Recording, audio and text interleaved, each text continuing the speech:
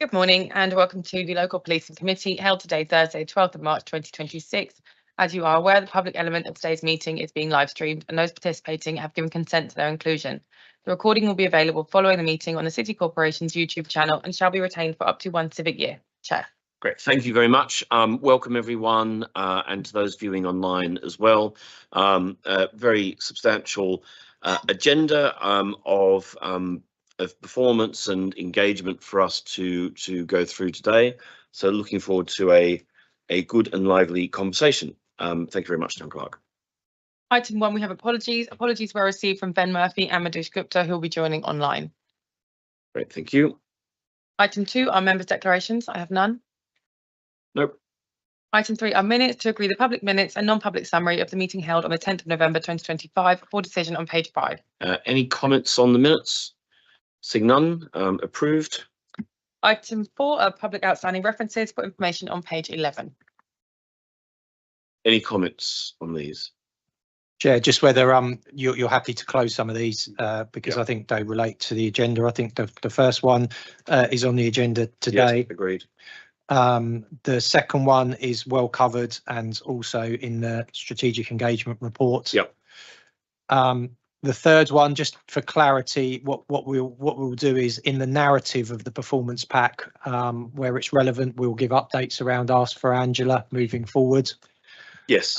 Rather than regular reporting on it, if you see what I mean. Yep, no, that would be helpful. Just as long as we make sure that we do have commentary around. Yeah, Megan's got that, and the commentary will be in there. And the request for quarterly summary of key challenges emerging from the pack, and we've added a summary sheet on top of the pack for this quarter as well. So suggest that might be complete as well. Good. All right. I'm happy to close those. Thank you very much. John Clark. Item 5 is the local policing update for information on page 13. So I'll take this largely as read. I know that members of the committee will be particularly concerned around Op Crantock, which have been very high profile and in the media. It would be very good to sort of have an understanding, have a bit more of a sort of verbal update on Op Crantock, where we are, particularly, and it may be that there are elements of that we take in non-public, but if there's anything that we can do to discuss what we're doing, particularly say working with the security teams in some of these firms. Do we know, for example, are we talking to them about making sure that the people on the desk are equally plugged in and know what to do, should any attacks happen? Yeah, so if I can, I think Lorenzo's online as well, but if I can cover from a local policing element, and also helpfully you've got Richie here from investigations, who's got the dedicated team that are looking at these offences. So I think in terms of prevention of offences, and I've said this before, it's difficult. It's definitely a priority for us here. We have a number of premises that we list as vulnerable in terms of likely to have attack. But the challenge is there are a number of companies and businesses where if you look closely enough or you can make tentative links which can attract direct action. We engage with, and Jess Wynn, the other superintendent in local policing, Lorenzo's colleague, as you can see from this commander's update, engages extensively with businesses. There's regular protest webinars because we do obviously operate in quite a protest-rich environment in the city. Most of that protest is peaceful, but to be clear, this direct action is criminal, and those criminal damages impact, of course, financially. They impact on people's working, and they impact on business and the economy as well. Not to mention being at sometimes worrying for security teams and people in businesses. So it is definitely a priority for us in the City of London Police. Important is how we try and prevent those. So we do regular patrols to those premises, but of course the city is a very accessible place in public transport and other means. We do regular CCTV sweeps of those premises as well, using our high quality 4K cameras. And as I say, we have a good line and engagement with the security teams and businesses. There is, of course, a responsibility on businesses and the security teams to make sure they are well briefed to help us in this battle as well. what we have found previously, which has got a lot better, is that people weren't necessarily ringing us straight away. Yeah. They were reporting it through to head office security teams who then ring us. I think we're combating that quite well now. There still may be occasions, but security teams are coming directly into policing, making the calls as appropriate. Because the reality is, the quicker we can get here, the more chance we will have to catch people. And we have caught people in the act and made arrests and have people being investigated at the moment. But the quicker we can get there, the better. So prevent well, where it does happen, respond as quickly as possible. And then I'll just let Richie give a slight update on the investigative function around that as well. Thank you, Chair. Certainly, in investigation, we do have dedicated resource to this that's aligned to our major crime team. Certainly, we do have challenges along the way if they're not necessarily caught in the act, and sometimes in a reactive sense, getting the right level of evidence to identify and convict at that point has been a challenge. But we've certainly been taking a more proactive stance as well, utilising a number of capabilities that have led, for example, to 4 being arrested and charged quite recently, linked to Shut the System. Where they previously we were unable through the reactive routes to lead to those convictions, and subsequently we have been managed to secure charges in that way. So taking a real whole system intelligence-led approach that has actually disrupted quite a significant cell that certainly in discussions I've had with the national coordinators as well has been noted to have a significant impact on the threat as well. Great. And are we confident? I mean, Deputy Commissioner, you mentioned the knowing which firms and that some have a very tangential link with Israel. Are we confident that we now have a pretty good understanding of what firms are vulnerable to attack in the city? So yes. Sorry, Chair. Yeah, I'll just link in with Lorenzo as well on that if he's got anything to add. But I am, from what's reported to me, I think the challenge is there are some companies that you may say are obvious, and I think that the target hardening you do around those companies means that people perhaps focus then on more tenuous links with other companies, and I think we've even seen, the fact that certain leaders in those companies, board members, have previously been involved with other companies that have got connections. So the challenge is the tenuous links sometimes around those. But yeah, we have an ever-growing list, and we are proactively looking at that. But Lorenzo, I don't know if there's anything else that I've missed on that. You're closer to that than me. It is a challenge, but our intelligence teams work really hard at reviewing that regularly to make sure that we've got the most current update. And the result is that we bring in new members to the webinar regularly. We build on that all the time as the intelligence changes. So I think we're doing all we can in that space. But as Mr. Betts alluded, there's always those that will fall outside of that, and we accept that. Great.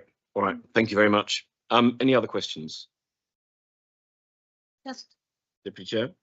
Just very quickly, what has the business feedback been to the response of the city police? I'll bring Lorenzo in case there's stuff that I'm not cited on, but from my experience, it's been very positive. I think there will always be frustrations from anyone, individual or company, that are victims of crime. It's not a nice experience. We know that. Where we can prevent it, we do. Where it happens, I think the important things for us are we respond quickly to those calls, and we do, and we can talk about response times in the performance pack.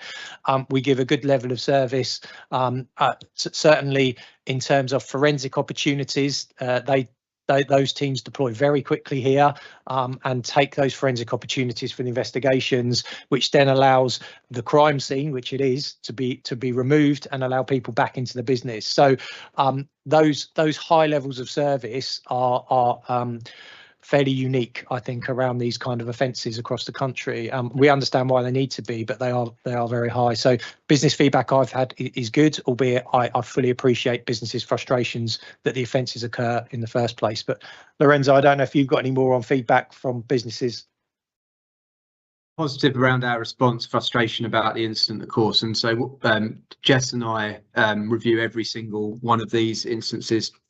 We look at our response, how we responded, how the security team acted, and whether there's things to learn. We do that for every single one, immediately. And we also have that senior engagement with the stakeholders as part of that as well. So that'll either be Jess or I or Mom Isaac. And so we do that with every business. It's a level of service that means that we're showing that we're kind of really committed to understanding the impact of this. So the feedback from the business is positive about our response, but clearly there is frustration, particularly when they're repeat victims, which we've seen in the past. I think it's really helpful to hear about disrupting the cells. So if, particularly if we secure convictions, it would be good to publicise the fact that we've been able to have that disruptive effect. So I think action there to take away. And of course, this is, another that I always sort of talk about. When people look at investing in London, this is one of the things that they look at. And so actually us having a positive impact on disrupting that is something I think is very positive, and we should, make sure we publicise. Good. There's nothing else. We'll move on to the next agenda item. Thank you. Item 6, the Policing Plan Performance Report, Q3 to 2025-26, for information on page 17. Deputy Commissioner. Thank you, Chair. Yes, so you'll see the Q3 report in front of you. We've added a performance summary slide on the first page, which shows the relevant ones to this committee and some key quarterly performance and data trends.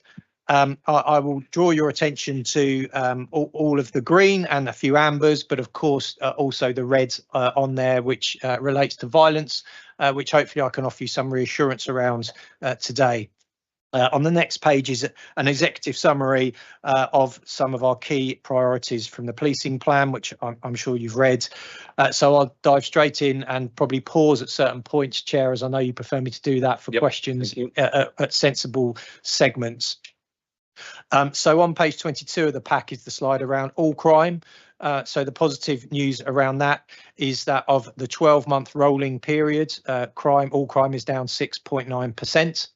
And on the Q3 last year versus this Q3, again, we see a reduction, a small reduction, but a reduction from 2,400 offences to 2,331 offences. So there are three ways, as I often mention to the committee, how we look at figures. The best way in terms of measuring that performance is the 12-month rolling, because that gives you the broadest period of your trajectory of travel. The next best and useful is the same quarter comparison to the quarter this year, because that gives you like for like in terms of seasonal trends and challenges that we face. The worst measure is last quarter versus this quarter, because they're different quarters. And of course, you have things like December time, Christmas time, New Year's. That is the worst comparator, but we put it in for transparency because it is useful when you talk around tolerance levels and sharp changes that you can see to get on top of trends very quickly. We speak a little bit in the pack as well around Optinsel, which was our Christmas campaign, and we reviewed that last year, made some changes. There has been a positive reduction from Optinsel in nighttime offences. So the same quarter, 11% reduction, 335 offence reductions around the nighttime economy through that period. So that is a positive outcome. It impacted on theft really well, but what we did see in that period was an increase in low-level violence. Now, I don't downplay, of course, the seriousness of those offences, but the harm levels were lower this Christmas than last Christmas. So the more serious offences didn't occur, but the numbers of lower-level violent offences did increase through that period. Can I just to ask on that, because that was one of my points. What sort of things are we talking about here? So in terms of crime types, the lower offences will be common assaults, so pushing, shoving, hitting around largely, nighttime economy offences connected with alcohol and nightclubs. And of course, the range of violent offence, they can also be public order. I think, Meg, can they? Low-level public order come under that? Right, okay. Okay, so kind of low-level pushing, shoving in the street would count under that. What we saw a decline in is the higher harm offences. So, GBH offences, ABH offences, some of the more serious sexual offences. So that those have reduced, but volumes have increased. When I come to crime, I can reassure you around those volumes as well, hopefully. So page 23, the next slide, talks around our quarterly crime profile. And this very colourful chart is useful to show you the breakdown of different offences that we have. So no significant change in the breakdown types of our offences. We see theft being still a big category, majority category for us here in the city. All other theft at 24%, shoplifting at 15%, and theft from person at 10%. The greatest volume changes this quarter from the previous quarter, and I caveat by my comments earlier around quarter-to-quarter comparison. So all other theft increased. Violence without injury, we've discussed, increased. Burglary business increased, but what we'll have a look at is how that burglary business compared to the same quarter last year, which I think is useful. But some positive decreases in shoplifting and theft from person, particularly around those phone thefts and op swipe activity. So if we cover off the first two sections, perhaps around theft and violence, and then I'll pause for any questions, Chair. Okay. So the summary page on page 25 is the one that I'll largely talk you through. So in terms of theft reduction in the city, you'll see this Q3 compared to the one last year, a positive 13% reduction in theft offences, so 162 less offences. The rolling year, you'll see again a positive 11.2% reduction in theft offences, so 557 less theft offences across the board. Response rates remain high for theft. And is that largely phones? So we can have a look at that. Perhaps Meg will check that. Yeah, it is largely phones still, but yeah, we can provide a bit more detail. That'll be good. Thank you. Yeah, thank you. In terms of the response rates to theft, we see 94.8% of those immediate graded incidents where we have 15 minutes to attend. 94.8% of those are attended within the 15 minutes. The average of those incidents is 7.2 minutes. So a really healthy figure there in terms of our response. And of course, that response is important because it directly correlates around solving crime, protecting victims and keeping people safe.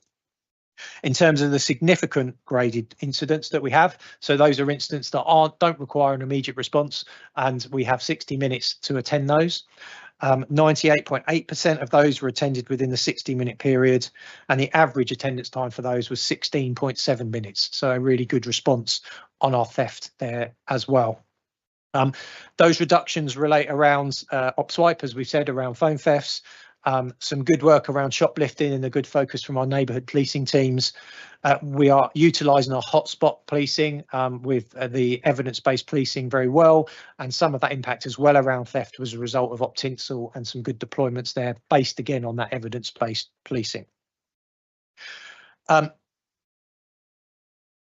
Next element is the violence reduction. So you will see on this headline slide on page 25, our increase in reduction Q3 compared with Q2 this year, so the last quarter, is where we see a big spike. So that's a plus 17.8%, and that is why it's gone outside of our tolerance levels and why that is red on your summary page today. However, if we extrapolate that out further, looking at the 12-month period, we are actually slightly down on the rolling 12-month period of the same period last time, so minus 1.1%. And the comparator of this quarter versus the same quarter last year, including that Christmas period, we are exactly the same as we were around violence as well. So whilst that spike in violence was seen, actually, when you look at it, we are still on a 12-month decline, but only just, so not obviously resting on our laurels on that at all, Chair. We have looked at this quarter so far as well to look at whether that spike is continuing and a problem. And I'm pleased to say that there is a significant reduction now, 44.7% from December into January and February. And across the rolling period, we're below the 3-month average. So whilst there is a spike concerning in this report, those have gone right back down now to more manageable, tolerable levels. Which is better news than is reported in Q3. Our response to violence remains high, as it did with theft. So against our 95% target for those immediate grades, again, those we have to attend within 15 minutes, we achieved that 97.4% of the time with an average response time of 7.5 minutes. And for those significant incidents, those that don't require an immediate response but 60 minutes to attend, we achieve that in 98.4% of the time, with an average response time of 17.8 minutes. Except in that spike in the December period, which is largely connected with footfall, with alcohol, we are not in a bad place in terms of some of those reductions, and in a very good place around some of the response. So I'll pause there, Chair, as people may have questions. Thank you very much. And just for the purposes of those at home, I would note that Q3 somewhat confusingly refers to October to December, not the calendar third quarter of 2025, because that's the way the policing plan year works, which can be a little bit confusing. I did want to ask, Deputy Commissioner, you mentioned about hotspots and the success that we've had in using sort of that hotspot patrol activity. I'm aware that the funding for that hotspot work, which has come from the Home Office, is now expected to be delivered and under BAU. Are you confident that we've got the resources and plans to sort of put this in place with the new arrangements from the Home Office?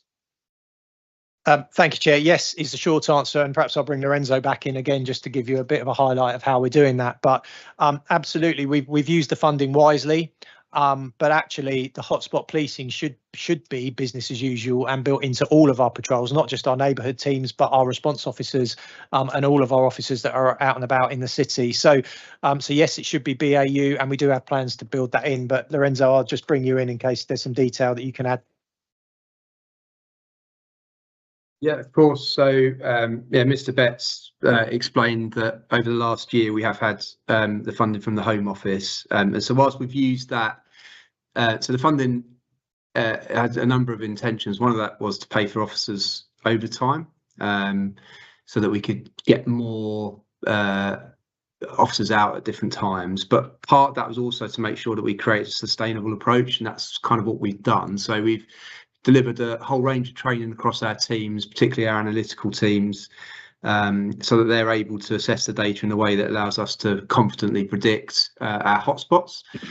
Those teams are embedded. That process has been embedded for a number of months now, and we use that in earnest over Christmas as a real kind of trial period. And we've also changed our tasking process so that our task is much more hotspot focused. So yes, in a short answer, we are transitioning into BAU. The number of hours that we deliver will obviously not be the same without overtime and park guard, who also were benefited from that funding. But we are, through the local policing review, looking at the sort of shifts of our teams to make sure that our teams, particularly our neighbourhood teams, its duties reflect our hot period, so that we've got the officers on duty at the right time. So there's a lot of work going on in the background, but just give you that reassurance that yes, the hotspot approach is our focus now moving forward, and there's been some great success from it. Great, thank you very much. I think almost everyone wants to come in, so just one final question from me before I sort of open it up. Very pleasing about the lower rate of shoplifting, but I just wanted to understand whether we're confident that that's because people are still reporting shoplifting, and it's not people are sort of getting weary of it and just not reporting. Yeah, it's a good question, Chair, and I'm glad I brought Lorenzo today. I'll probably go back to Lorenzo again in a minute, who leads on kind of neighbourhoods. So that's not the sense I get. I think there is a lot of confidence in the city in the response that shops get, and I know that from speaking myself to some shop managers and regional managers.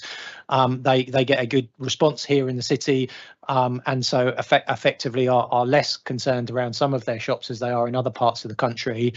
And as I say, the response rates are good for those. So I think that definitely plays a part. I think that helps with reporting, because if you think you're going to get a good response, you probably will report it. Absolutely.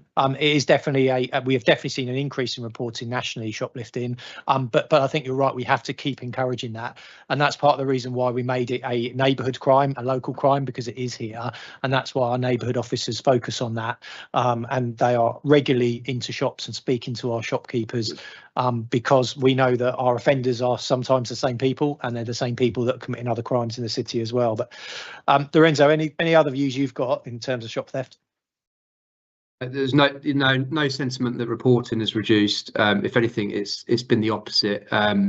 What we've been able to do, and again through the hotspot work, actually, because the analytics really helps us focus, is really target those times and premises that contribute to the biggest volume of crime. And we've seen some successes. We had a chap arrested the other day, and we were able to put something like 28 or 26 offences to him at one location, and so that has a massive impact on the overall figures. So yeah, no sentiment that reporting is reducing. If anything, we're working really hard with the retail sector to increase that confidence even more in our ability to respond and investigate theft in the city. So yeah. Right, thank you, Deputy Chair. We'll come to. Thank you. I noticed that on page 8, you've set a very ambitious target of 50% reduction in phone snatching. And I wondered, how confident are you in achieving that within the year with the hotspot approach? Thank you. Sorry, Deputy Chair, which page was that? Bottom right of page 8 Thanks. Yeah. of the Yeah, no, thank report. you. Yeah, we've got 2 page numbers, haven't we? That's where the confusion comes. Thank you. Yeah, so we can definitely give you an update on that in terms of more detail on the figures. I think we have to set ourselves an ambitious target on those. We know the impact that causes. We know that makes people feel not safe in the city as well. So we have seen significant reductions in those phone thefts.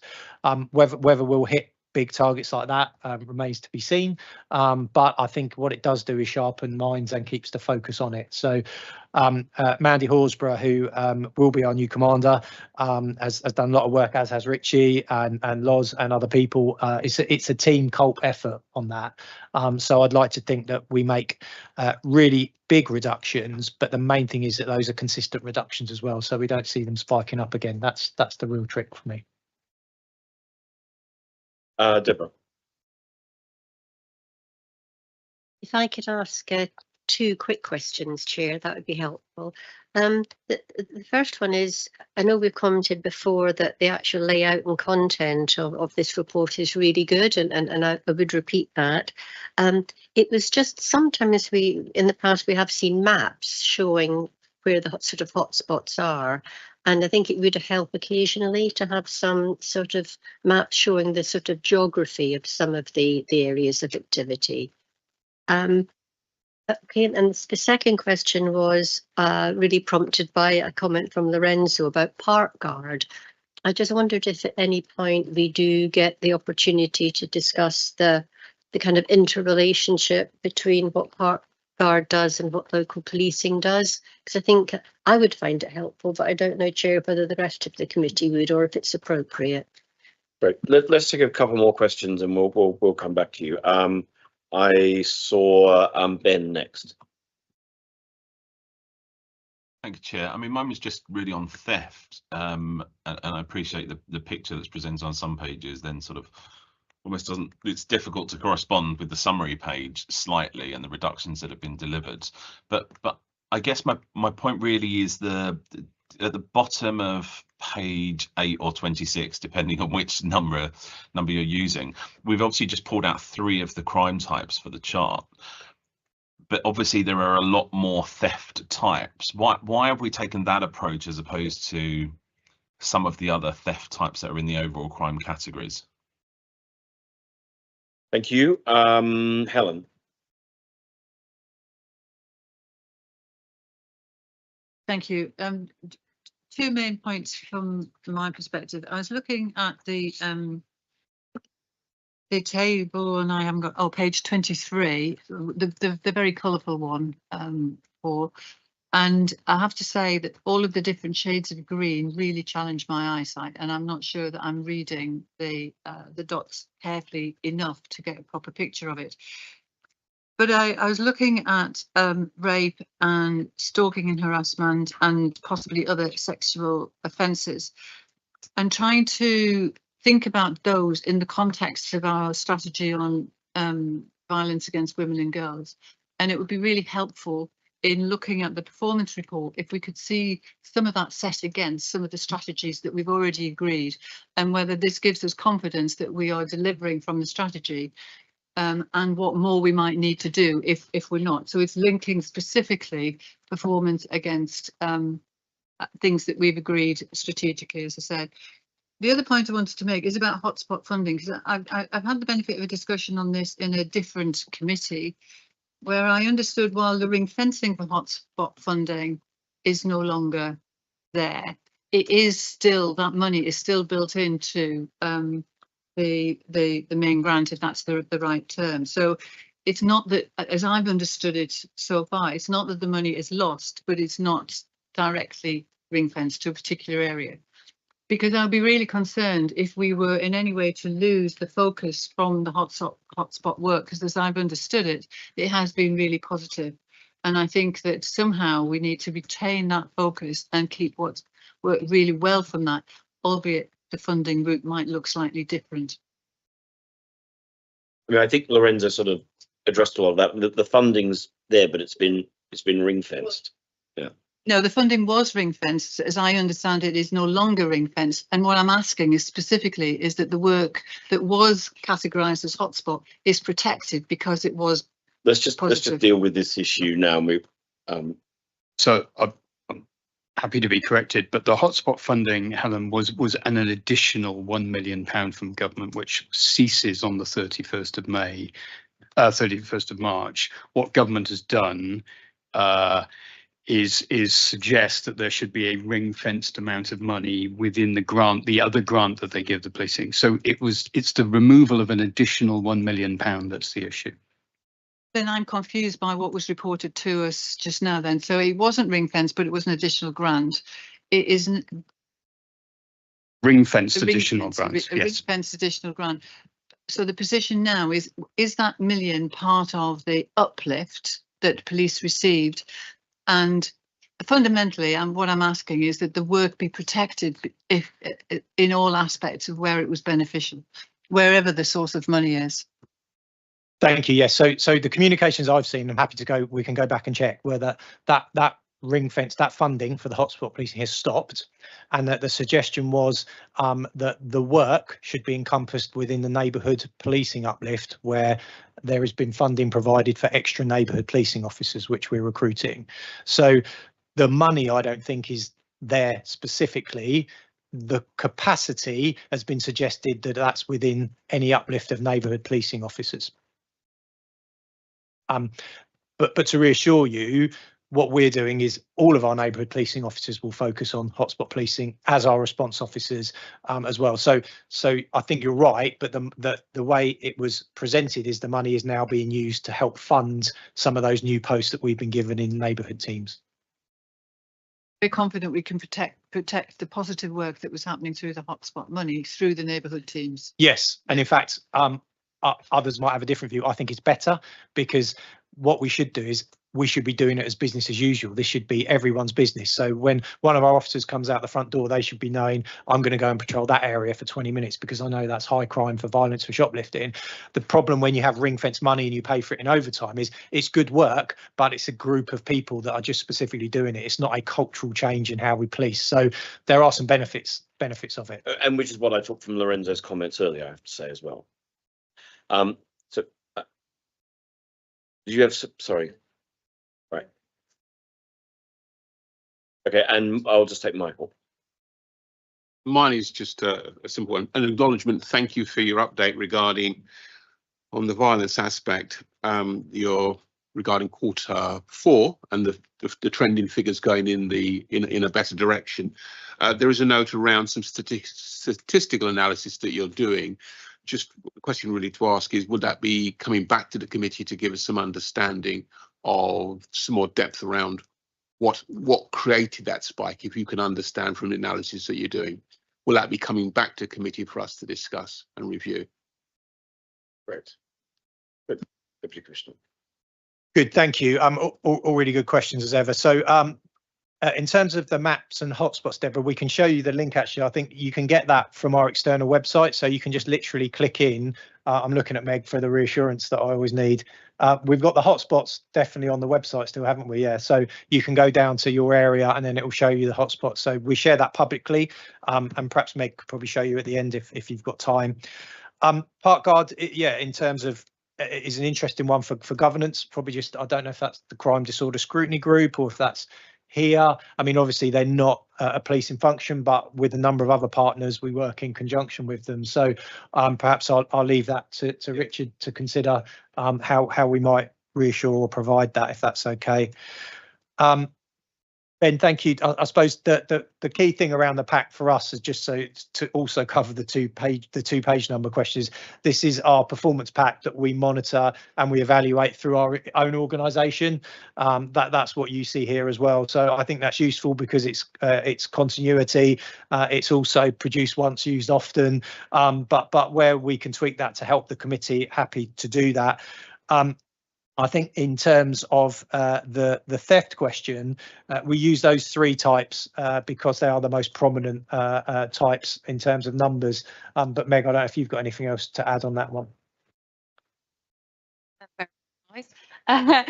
So when we first set out the policing plan in April, we wanted to target the most voluminous, the most impactful in the city, and so we did some analysis. Those were the three types that are most impactful in the city, and so we decided to focus in on those three rather than focusing on theft, which is so broad and has so many differing areas. Actually, it has allowed us to kind of target both the hotspots and the other areas of business. So we've just done the bit of work that reviews what that might look like for next year.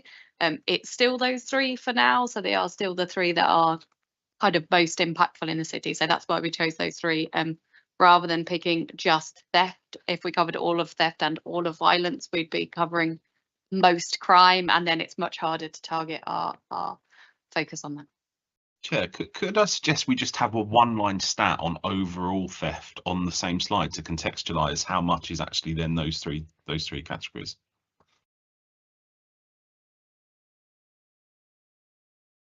Yeah, I'm sure we can do that in the narrative as we do with other things. We'll add that. We can add that in.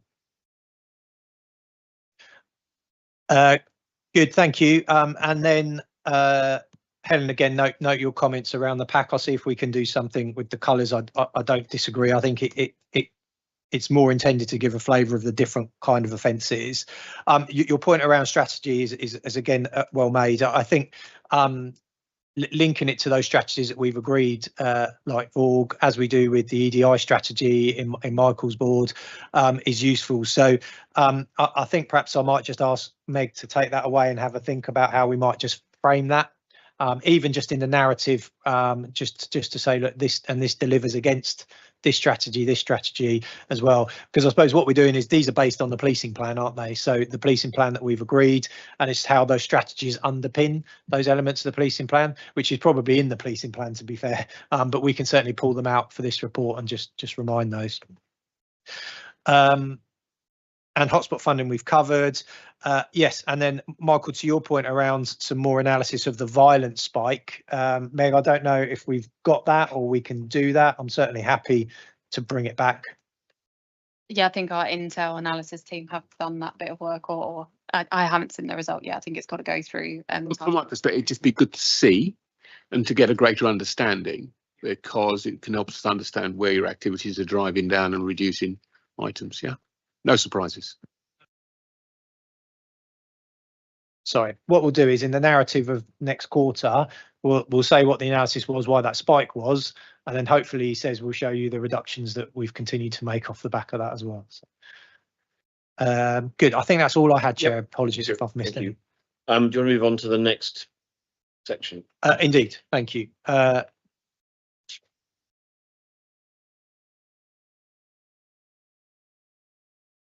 So now we move on to one of the other operational priorities of protecting the city from terrorism. This is, of course, a narrative response, as you'll see in here, but our focus remains dedicated to this, particularly in light, as everyone will be aware of international events, the focus around protest. We've got a really close eye on this in the city. We've still got our dedicated operations servitor teams, which are specially trained officers looking at behavioural detection. They are supported by our effective firearms teams, by mounted units, by dog units. It's a team COLP approach to keeping the city safe from terrorism. Engagement with businesses is key in terms of their own security companies as well, and we've spoken a lot earlier around direct action from protest group. But in terms of counter-terrorism itself, we're also, as you know from previous updates, engaged with moving to a London region approach, where we will still have a local footprint in the city, but also be able to draw on the wider resources in counter-terrorism headquarters, and that regional approach for us. So a very keen focus for us as ever at the moment. Great, thank you. Any questions on terrorism, Deputy Chair? Yeah, I'm particularly concerned about recent arrests of Iranians who are carrying out reconnaissance around Jewish institutions in London, and there's been shootings in Toronto and Belgium of synagogues. How prepared is the city to tackle this kind of hostile reconnaissance and potential violence against these kinds of buildings which we have in the city? Yes, absolutely, and that's a core part of our response. So Operation Servitor itself involves specially trained officers that are trained to detect behaviours such as hostile reconnaissance. You'll see in the report there are lightning reports as well, and we get a lot of updates around that from businesses, from religious premises. Only last week we've had some, and we've engaged. We've got a very visible presence with our communities and premises that might feel the need to feel safer and be more supported, with regular visits. Part of Lorenzo's team and the neighbourhood teams do those visits as well. I won't comment on any arrests because none of those have been made in the city. It'd probably be inappropriate of me to comment on those. But in terms of readiness, I can reassure you, we have a good response time, as you've seen. We have dedicated firearms resources and assets that patrol in the city 24/7 at all times. And our force incident managers and commanders are well trained and exercised in any response to any critical incident. So we test and exercise a lot. You may have seen some of those when you're out and about. They can be quite alarming, but we do communicate those out. So yeah, it's about good neighbourhood policing with engagement with people, and it's also about readiness and testing and exercising, and we are doing all of those. Great. Oh, okay, Helen. So a point of detail, and maybe I should know this, but on page 31, it refers to a Section 22 agreement not yet signed. What is a Section 22 agreement?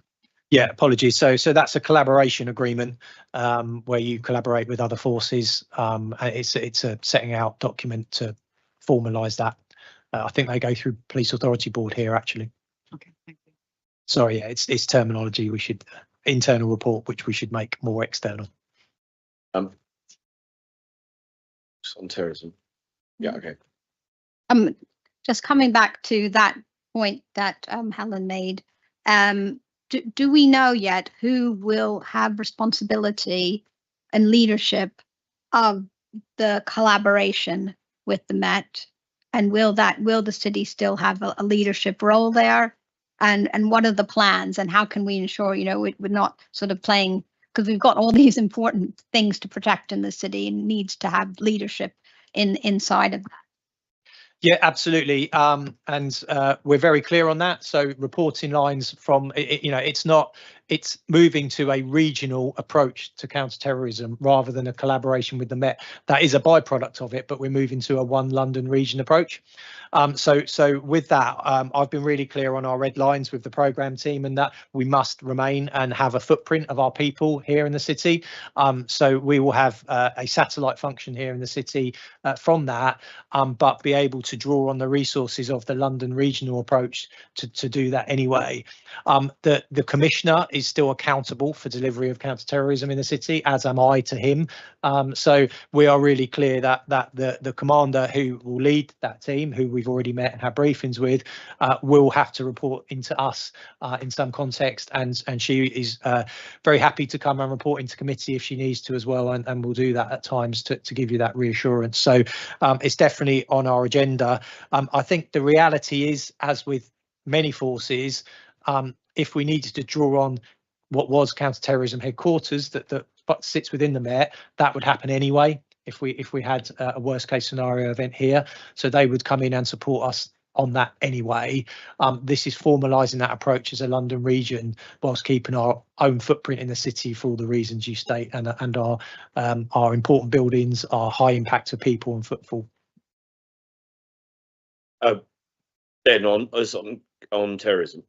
Yes, thank you, Chair. I was just going to mention, is there any plans around sort of comms for the prevent strategy, using the public as a sort of source of information, of reporting information, just to refresh the minds that actually, you know, this intelligence is really important to protecting London? Is there any plans to sort of refresh the comms around that?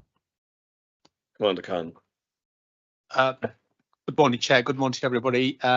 Just want to say on the prevent, I was at the Senior Security Board where the current prevent strategy for the City of London Corporation, supported by the City of London Police, is at. So I would say that anything that needs to be taken forward is a really good question. Probably needs to do through the Senior Security Board. They have got all the papers and documents there. Thank you. Good. Next section.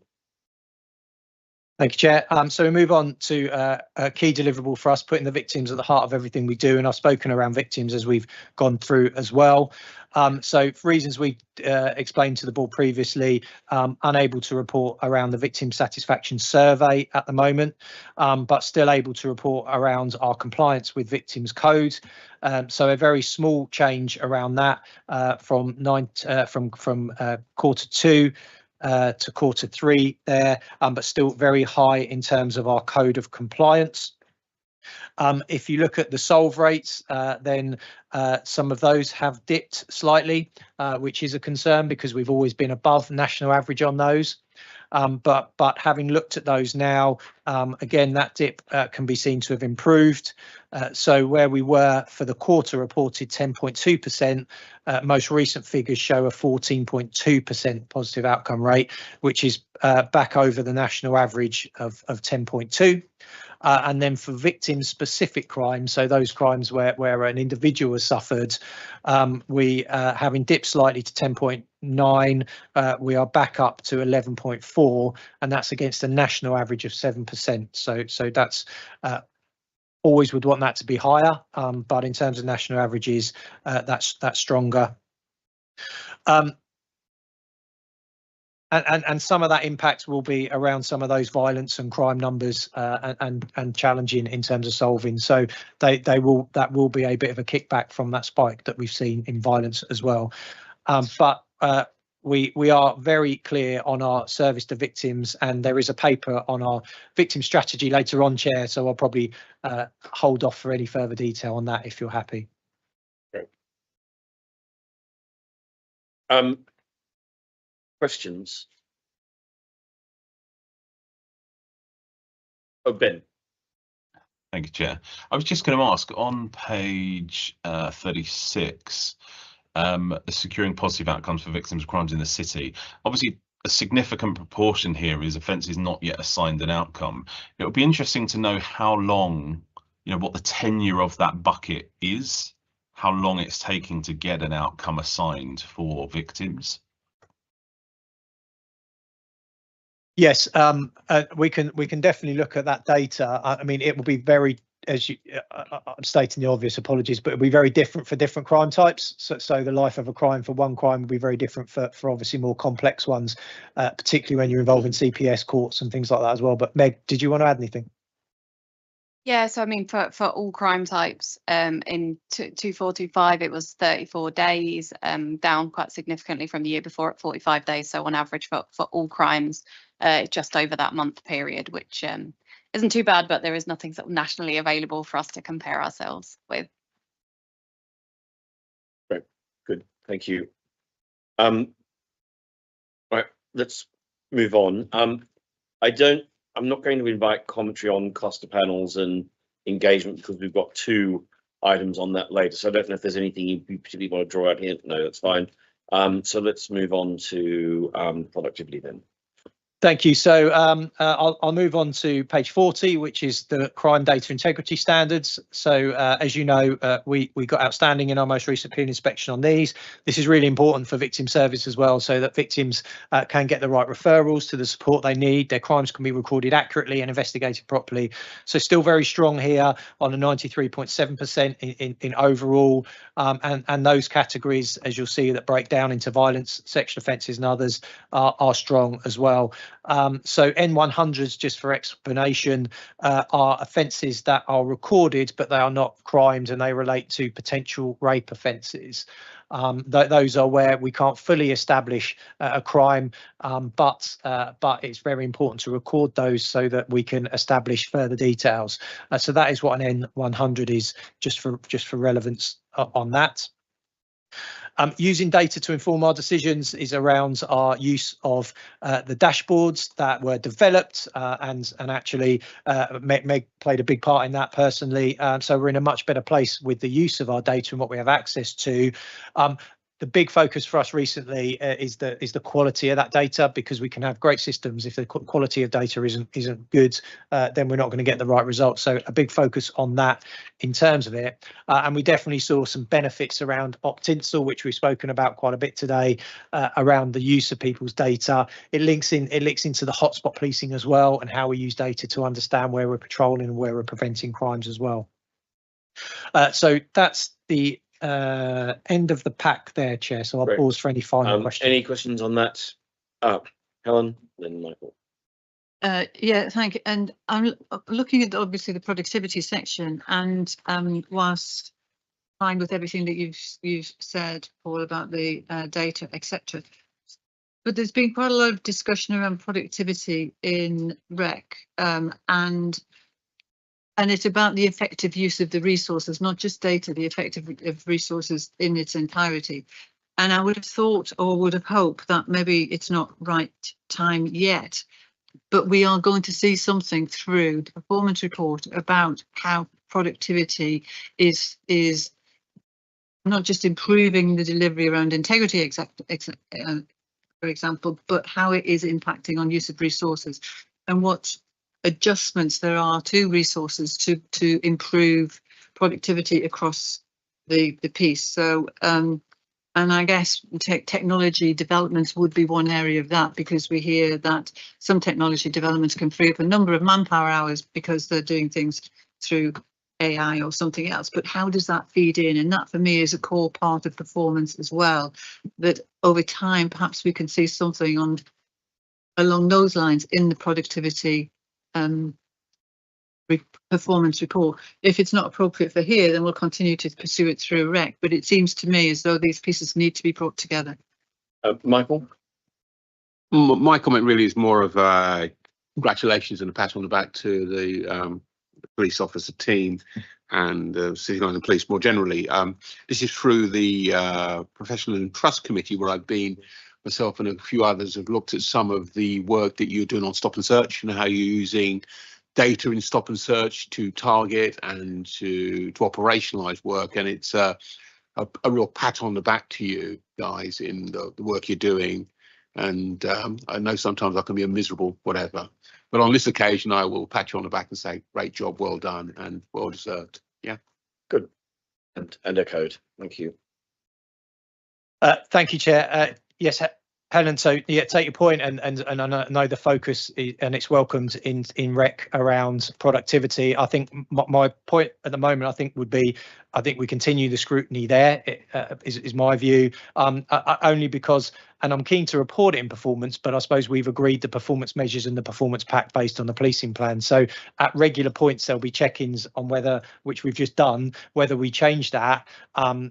And I'm happy to have those discussions, but I just would want to be clear on how we do that, because performance reporting is really important, but we'd need to explore how we could do that, what metrics we would use, and making sure they're meaningful, because it's a journey in terms of developing. And some of these have developed, and some of these measures I think are a lot stronger and a lot more valuable than others.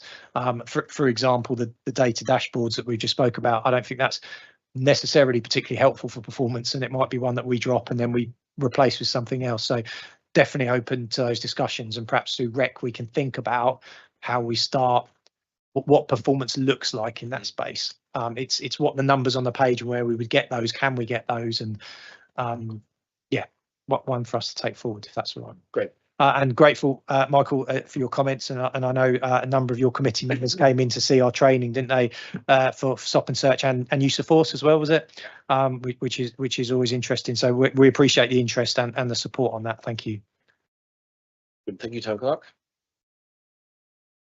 Item 7, City of London Police Victim Strategy Update, for information on page 45. Great. Well done. Thank you very much. In relation to this paper, let me get to the right page first. I take it that colleagues will have a chance to read the paper in its entirety. Let me just get to the right page on my laptop. As we know, the victim strategy has been a focal point of the various boards, and it was commissioned by the Police Authority Board last year. And since then, there has been a launch. There has been a considerable amount of work. We have close collaboration with the Police Authority Board. I chair the governance board for the City of London Police, and we have had previous various updates on this strategy, and we have had many successes, which have been evidenced and documented by the HMIC inspection last year. Since then, our operational activity continues to be really good and in a really positive space. We have had some challenges around processes and data and related areas, which were dealt with appropriately and flagged appropriately at the time. For example, the survey, we had to pause it for a time, but it's now been resumed. Overall, just as a high level update, like I said, the performance is in a really good place. The governance is in a good place. We are moving forward in terms of our compliance around surveys. Only last week, I was at the National Criminal Justice Conference, which was held here in the City of London at the Guildhall. Lady Chief Justice and the Policing Minister and other people were present, which highlights the significant challenges being faced by victims, especially in the criminal justice arena. And I was able and pleased to highlight City of London as an outlier in terms of the service and support that we provide to victims, as demonstrated in many of the metrics in this report. But again, that was a really positive submission from ourselves. For example, I was able to relate to that conference that how in the last financial year, the City of London had 100% conviction rate for domestic abuse cases, and none of our cases which not led to a prosecution were due to victim attritions in relation to domestic abuse. But just as an example of the positive work, I had Charlie West, who is the Victim Services Manager, on the call as well, who has been very instrumental in pulling this together, and Charles Smart from the Police Authority Board as well, who continues to support us. I'll pause there and happy to take any questions. Great, thank you very much. I think this is an incredibly helpful paper and very clear. So I just wanted to thank Charlie and Charles in particular for the work that they've put into this. It's very clear. So recruiting that position has the impact that has had, and I think we're all very glad to read this paper. It would be good to a couple of things from me. It'd be good to understand what the priorities are for the next 12 months here, and you know where we hope to be at the beginning of next year. and whether we've got the right resources in place, and the plan that we've got for the resources is one that's sufficient to continue this good work. Clearly, our continued aim and focus is to maintain the good performance posture that we have, but secondly, to improve that performance posture. We have said in our strategy, the victims at the heart of everything that we do. So that has to be translated in everything that we do, from a call coming into the contact centre, the initial response, and then the investigations that we take. Many of the issues and challenges are outside of the control of the City of London Police. As I was referenced to the conference, it's been evidence that there are 80,000 backlog of cases waiting to go to Crown Courts, which is open source public information. So as a consequence, we are stakeholders within that system. But what we will continue to do as the City of London Police is to do our bit as stakeholders to the best of our ability. The strategy sets out our priority areas, and we have also attributed as best as possible percentages as to where we are against them. Many of these are enabling aspirations that we put in place. The intention is to work with the wider stakeholders. I intend the London Criminal Justice Board. It's where we trying to get our stakeholders to do their bit, as well as CPS and HMCTS, etc., to ensure that all of these areas that we have listed, that we continue to improve them. But the bottom line is do our bit to the best of our ability. Great. Okay. Thank you. Any other questions on this? I think that speaks to the strength of the paper. So thank you very much. Thank you, Town Clerk. Item 8, Community Engagement Strategic Plan, quarterly update for discussion on page 55. Well, no, I was thinking that we would take 8 and 9 together, because they're essentially discussions of much the same thing, if that's all right with you, Deputy Commissioner. Yes, absolutely, Chair. And I've got Kate Lloyd with me and Emma Cunnington online, which I'll probably pass over to you for this session as well. Okay, great. Thank you. Chair, I'll just provide a very brief update on the quarterly report, and then exactly as you suggest, we could then go straight on and talk a bit more about the refresh of the plan with Emma online. So just to point out, the report provides that progress update on development since the last quarter, something specific on cluster panels, and hopefully you can see that attendance is improving, so that's positive, and we're establishing various processes and ways of working to improve the way they work more consistently, whilst retaining that important kind of bespoke approach for what local areas need. And worth pointing out that we've introduced this sort of local feedback form at the end of those meetings with some very positive feedback. As usual, we've also set out wider engagement activity and highlighted several of those: the events at Fishmongers Company, working with hotels, and the Children's Society as part of Operation Make Safe, and also the work with business improvement districts and licensed premises and cafes and hotels across the city to deliver the installation of bag hooks. And then obviously, as the report sets out, next steps are to review and refresh our strategic engagement plan. So I shall, if you prefer, just pass straight over to Emma to give you a quick overview of that. Thank you very much, Chair. Yes, absolutely. This second paper is a joint paper between ourselves and the Police Authority team. So I'll also, if it's okay, invite Richard to say a few words in a moment too. I'll assume that the paper is read, but just to provide a bit of introduction, we introduced the new 2024 strategic engagement plan in order to improve that coordination between the corporation and the police in our engagement with communities. We've had the opportunity now to evaluate that, and as Kate has said, we'll be moving forward with a new strategic plan for your next committee in May. You'll see from the report, clearly there have been some successes from the new strategic plan. In our view, we feel there's been better coordination across corporation and the police. We feel that engagement has been more strategically aligned than it was before, and we can see that there's been enhanced visibilities for our dedicated ward officers and other areas in local policing. But now is a good time to review and focus again on what we want to achieve for the next couple of years. We'll also want to really ensure that our data and analysis is much improved, so that we can really report that we have improved performance in terms of engagement as well. So that's definitely going to be a focus for the next plan. And of course, improving stronger mechanisms as well to show that the feedback we receive from communities really informs our strategic priorities and our strategic plans as well.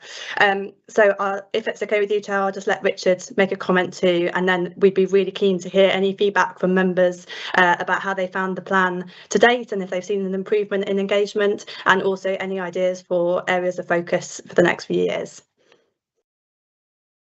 Chair, thank you, Emma. Thanks. So picking up what Emma has just left you with, genuinely welcome feedback. I think we're going to get some, but I think we'll generally welcome it, because that will inform what Chair I hope we will bring to the next meeting of this committee, which is an outline plan for your further consideration to improve community engagement around crime policing and community safety measures, which is not, from our perspective, an end in itself. It's a means to an end, which is about further improving safety and security in the city, being able for city police and others to feed back to communities what they're doing about the things that they hear from communities.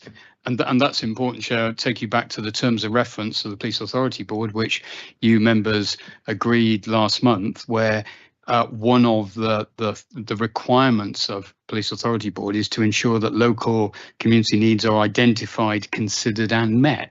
Now, how that is done, there are a number of ways that can be achieved, directly through City of London police colleagues or indeed from the corporation. Either way, as Emma says, Chair, we definitely see this as a joint endeavour. I know that might be a phrase that's overused. In this case, I think it's accurate. Great. I'm sure there'll be many comments. So as Emma pointed out, actually at our June meeting, that's right, there will be a paper on looking at and giving us options, I hope as well, on what engagement should look like. So it's very important that we give full and frank feedback on this at this meeting. So just a few things from me to kick this off. I think one of the things that we do need to do is look at how we map the different communities that we serve in the city. You know, at every meeting of this committee, I talk about the City Belonging Project and the need to engage with that. I think the point about that is that, you know, it's not just and not just talking either sort of to them, is getting the feedback, you know, as Richard sort of talked about, the need for us and how that gets reported back. So it's not just, you know, we had a chat with the City Belonging Project network. It's, you know, we went and talked to the Jewish Belonging Project and asked them, you know, how do they experience anti-Semitism in the city? Or we spoke to the Muslim group and we asked them about how they experience Islamophobia. You know, we talked to women's groups about, you know, what are their perceptions about violence against women and girls, and, you know, how is that impacting on their decisions about whether to come into the office. And I think it'd be incredibly helpful and powerful to be able to have feedback like that. The city, as I'm sure most people here are aware, is in the throes of implementing a new customer relationship management tool. So it would be good to hear how we're sort of linking in with that CRM tool to make sure that we can identify and help with that stakeholder mapping and engagement and key people. You know, we've already heard about how we're engaged with security teams around Op Crantock. It'd be great to hear how we're embedded with so many other people, especially in our larger firms across the city, you know, with that same level of engagement. I read the part about our engagement with bids, which seems like it's in its relatively early stages. I think the bids here will be very helpful and crucial about sort of how we go about this engagement, particularly as the bids seek to, you know, now cover with the latest proposal sort of all areas of the city. I think they're going to be crucial. I'm looking forward to hearing the proposals about how the police are going to work with the bids. I'll stop there because I don't want to other people will have things to say, but there's a few points to kick off from me. I saw Ben first. Thank you, Chair. I was just going to feed back and say, look, I think there's some things that have gone really, really well in this. I think, you know, certainly the pilot on sort of comms and engagement around, you know, phone theft has been good. I think engagement with the bids has been pretty good. I think the Ask Angela engagement's been good. I think the work on the nighttime economy and women's engagement has been good. I think for me, in my experience, the cluster panels are really what isn't quite there yet, and I didn't recognise the numbers from the meetings that I've attended that's being published in the report at all, and I don't know whether or not that's including all of the police attendees, of which, you know, there's more than half of the total number, for example, plus members. So, you know, I think we need to get real with how many actual individuals are turning up external of all of our organisations, because if there's a handful, I will be surprised, in which case we ask the question, which is this really achieving value for money for the police force, right, as a concept, or what should we be doing differently?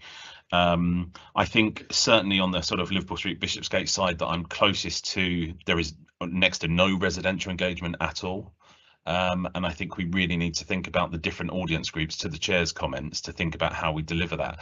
And I think probably, whilst it will probably have to be delivered within the police's construct, actually having a sort of network of community safety could be really useful for the sort of regularly changing you know, business and residents and students that we have living in the city that want to know about, you know, what's happened over the last month, quarter, what are the trends, what are the hotspot areas, what is the sort of personal advice that I think we already have on our website and in some really useful places, but it's probably not delivered and surfaced in the right way. And I think actually, if we have a dashboard that is available and updated regularly, then I think, you know, moving to more live data is much more useful to people to be able to respond to. Thank you, Deborah. Thank you, Chair. 3 brief points, if I may.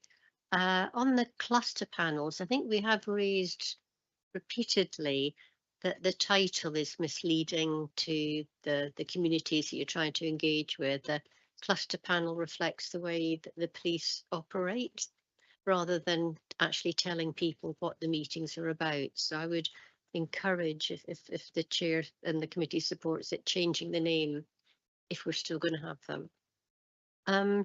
The second point was at our last Barbican cluster panel, we sort of flagged an issue that the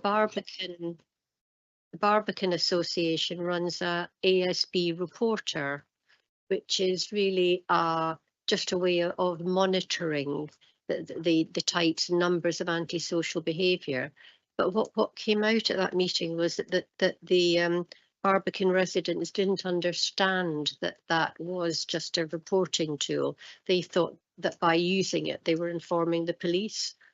So I do think that perhaps a discussion with the Barbican Association to help communicate with residents that if something happens, they do need to tell the police and not just report it to a reporting tool. So I think that might be helpful. And the third point was I don't really see covered some of the community events that you do support, like the Barbican Summer Garden Party, or the police horses attending the Barbican Wildlife Garden. You know, there are activities where we, you know, you are active that perhaps need to be picked up. It's a very good point. It's a very good point. Thank you. Madhush. Thank you, Chairman. Really great progress here, so thank you very, very much. You know, a handful of points, if I may. Absolutely agree with Deborah in terms of the naming of the cluster. I don't think that necessarily translates well to our stakeholders and understanding what they're attending and why. And to Ben's point around attendance levels, absolutely also agree that, you know, patchy at very best.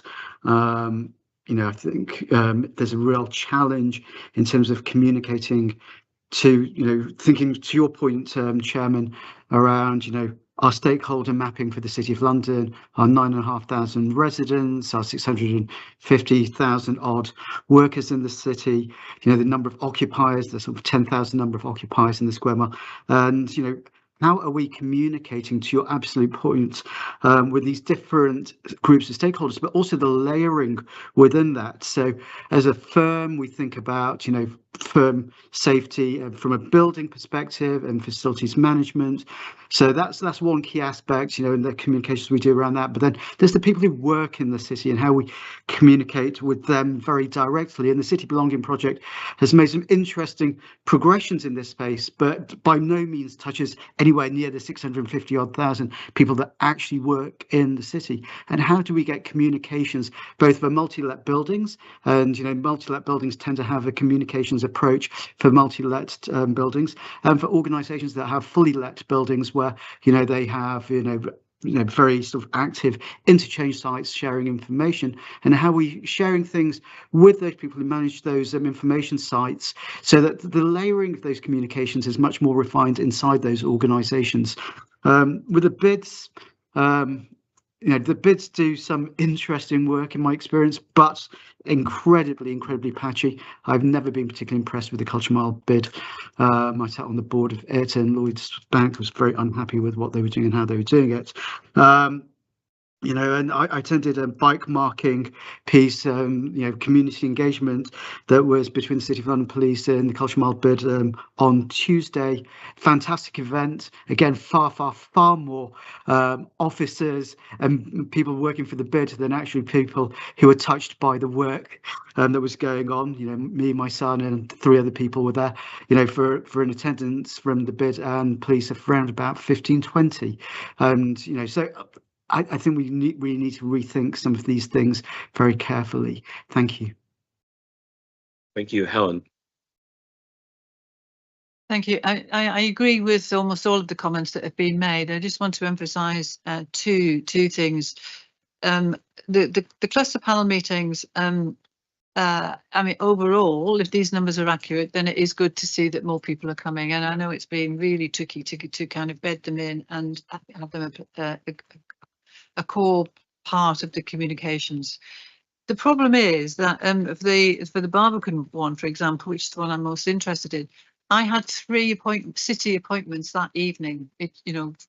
And I don't know if setting the dates, you look at the corporate calendar, the City of London corporate calendar, because you're then in a position, well, which one do I choose to try and get to, or do I go half here and half there, or whatever it is. So I think if we can do a bit better around the planning of the dates, which is not just your issue, it's others in the corporation as well. So I'm not kind of laying at your door, but if we could please try and use and look at the calendar to see what else is going on, that would very definitely help. The other thing is, can we please advertise them for a year at a time? Because often the information or the invites come out so late in the day that if you've already committed to something else, then it's tricky to try and adjust. And I can't see that it would be that difficult, unless you tell me otherwise, to have a 12-month set of dates in one go. The other thing is that and we've said it here before when we've been talking about our engagement with the people who work and live in the city. We have to be realistic about our expectations about this as a source. There are other things that have been said where communications and engagement can have much more impact. And I do come back to the topic-based, ward-based events. We had in Aldersgate, Cripplegate, we had 95 people come to that. And then you look at the Barbican numbers in the cluster, there are different ways in which we can talk and communicate and spread the messages about what's happening. So it would be really helpful, I think, as Deborah was pointing out, to see a more comprehensive picture of what is possible. And if there are specific issues that the police feel, it'd be really great to have a conversation. And victim support might be one, or these 2 papers be another. If you talk to some of the ward members, we'd be delighted to organise ward-specific or clusters of wards to have topic specific events, because you will find that you'll get far more people coming to something that is recognised as an interest area than just through the regular clusters. So if we could broaden our thinking about how to do this and not just focus. The last point I wanted to make is that I think that the bids are obviously a core part of the city structure, but in my experience of them, where they are in terms of the development and willingness to communicate and be, their priorities are very variable. I entirely agree with Madush's comments about the culture mile bid. Its focus is somewhere that is probably not this, but there'll be other bids that are much more focused. So let's temper what we're expecting from bids and try and have conversations on the areas that they have got an express interest in, as opposed to something that's quite broad, and really try and drill down and tap the conversation with the bids. And some of the bids in the more city areas, I mean, just for a point of interest, we're really wanting to talk to them about homelessness and rough sleeping. And I know that there's a police interest in some of that as well. So if we could kind of come together and have some conversations in the round, as opposed to different parts of the corporation trying to contact the same people, but to have slightly different conversations or overlapping conversations, I think would help us quite a lot. Deputy Chair. I think everyone here has views around the table on engagement. So I just wanted to add a couple of points. Agree with a lot of what's been said, but I do not have the same views on cluster panels, because I'm not that bothered by cluster panel attendance. I'm more interested in engagement generally. And if we can engage by doing something like what we did in Billingsgate, we had the police come to the lobby of one of the biggest buildings, put out loads of exciting gadgets, phone marking kits, and there was massive engagement with everybody who walked through that building. Even if they didn't stop and talk or take something, they still were there, reassured the police are there, and they could have done so if they wished. So for me, that is successful, much more successful engagement. Number two, I would say, again, if people don't turn up to things, that's fine, so long as they have the chance to engage in other ways, as long as the communication is there. So I think communication needs to be much more part of this strategy than just in-person meetings or online meetings. I think there needs to be, alongside of all of those events, just pure communication and pointing to, the what's online at the moment isn't, when I look at it, is incredibly helpful on the website. So just taking, again, in the ward that I represent, you can look at the hotspots. You can look at, who to contact in case you need to. You can look at all of that stuff. You can look at news, who's been arrested. Like, it's all there. It's just getting it out in a more systematic way and then measuring that. So you can measure that, like with everything, social media metrics and so on, which will demonstrate you're actually engaging with thousands of people, not hundreds of people. So that would, I think, needs to be a vital part of the coming report. Thank you. Yeah, good. Anyone else going gone? So just on Melissa's point, and that was made earlier, the capturing that work of being in and making sure that we're sort of hearing about that, alongside everything else. But yes, Deputy Commissioner. Just a big thank you from us to the committee for the feedback. It's all very constructive and helpful. And in the 4 years I've been here, we've been evolving, discussing this. Some people have different views, and we're trying to get the best system together. I'll just pick up on a couple of bits because there's some themes there. I think, just to remind, our community engagement should be for a policing purpose. Actually, that's the focus. So the outcomes we get should be for a policing purpose.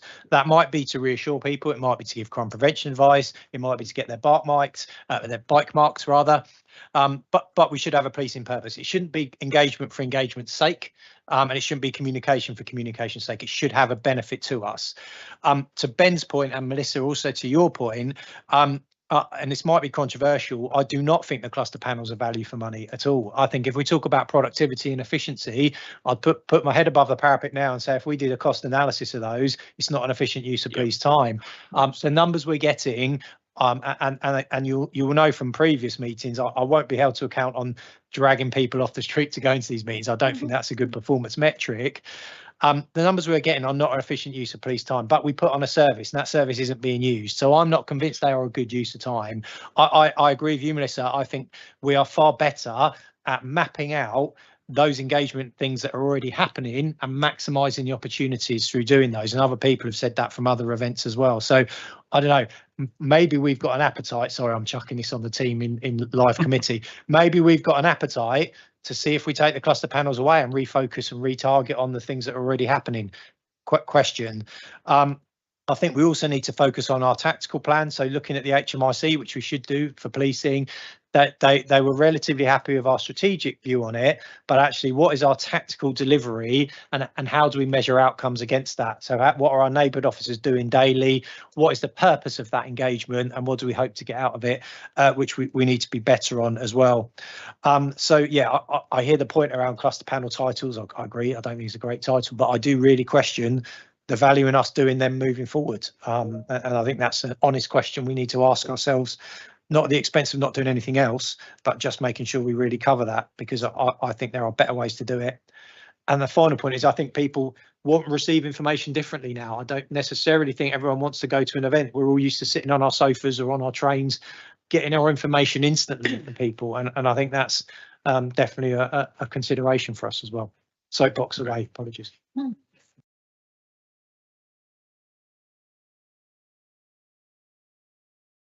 Sorry.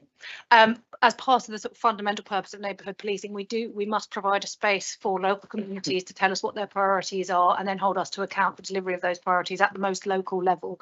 And cluster panels may not be the best way of doing it, but that is really important for us to do that as part of the neighbourhood policing.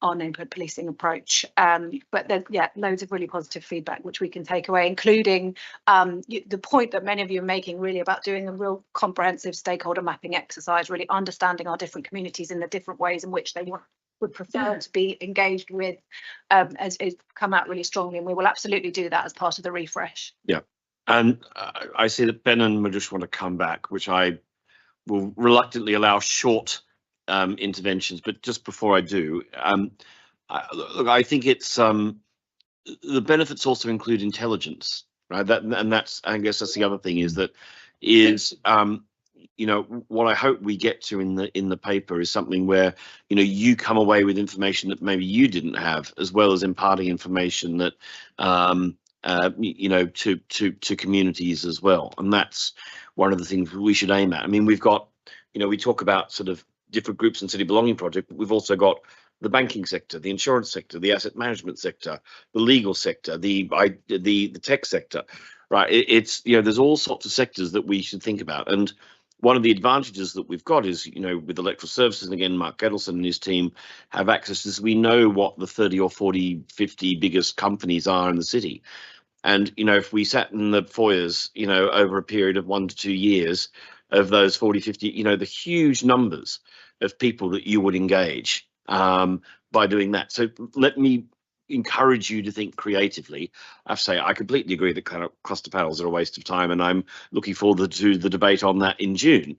And it may be actually that we say that there are in residential parts of the city that, you know, there are sort of importance of having those things, but in other parts of the city that we, you know, so that will be an interesting discussion, I think, in June. But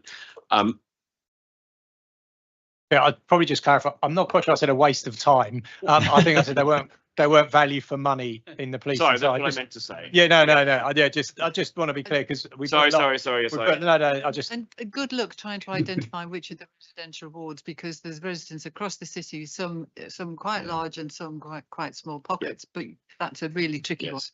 Anyway, brief interventions from Ben and Yeah, Madhush. just really quickly, just one on with the next options appraisal, could we have one that perhaps unwinds the cluster panel concept, and actually perhaps we can just empower the ward motes to set the policing priorities for each of the wards across the city. That's an easy way to solve that problem for something that already exists and encourage more people along to ward motes, frankly. The second thing is, before the report actually is published for the committee's consideration, is there any chance we could perhaps have it circulated so that actually by the time we come to the next committee, we're making a formal decision rather than giving feedback again on the different options? At least if we have a bit of a heads up, we can sort of tap it in one direction or another if helpful. Richard, do you want to come back? Yeah, I think we should be able to facilitate that. I think that's a good suggestion. Good. And Madhush. Thank you, Chair. Thank you, Commissioner. Just to say thank you really for being so agreeable and supportive around what we do with the cluster panels and how we engage in the community in a different way. So very, very supportive of that. But thank you. Great, thank you. Good. Good discussion and looking forward to the paper. Town Clerk. Item 10, we have questions. I have not. Oh, apologies. We have one from Madhush, I believe. No? Absolutely, it was really around there were some side conversations as well around always on facial recognition and where that sits. My sense is obviously there's press today around Oxford Street having always on facial recognition. Technology is moving forward at enormous pace at the moment, and the conversation is very different from the conversation we would have had in 2025, even 6 months ago. My sense is that from a policy perspective, that discussing always on facial recognition in the square mile, possibly sits with this committee with recommendations to PAB, and then for delivery, if that's agreed at PAB, by REC. And just really to sort of, we know there's a paper coming to PAB. Madhush, I can let me take that on. Actually, there will be discussion at the next PAB meeting about facial recognition, and I think given the importance and all the issues of that'll be discussed at PAB, but I understand it sits with REC to discuss. But I'm sure I know it's coming up in non-public at this in this meeting we're about to go into, and it will probably, I'm sure, come back to this committee in the fullness of time. Thank you. Yes. Yeah, just to help, we are looking at what the options are nationally in terms of the use of that technology, and we are considering internal policies as well. And I will work with Richard just to work out where that is going and whether it's REC or here. But the point I'd make, and I know people understand it, is the deployment of facial recognition is an operational policing decision. So I would just want to give members protection and committees protection for supporting and scrutinising a potential approach to that, but not making decisions on it. I just urged against that. But we are happy to bring an update on our work in that space to one of the subcommittees, and we'll just work out with Richard which one's most appropriate for that, if that's okay. Great, thank you.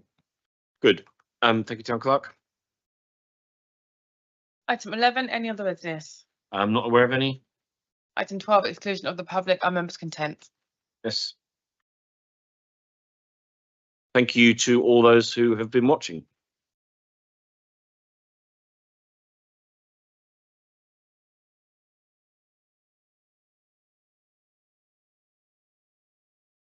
Item 13.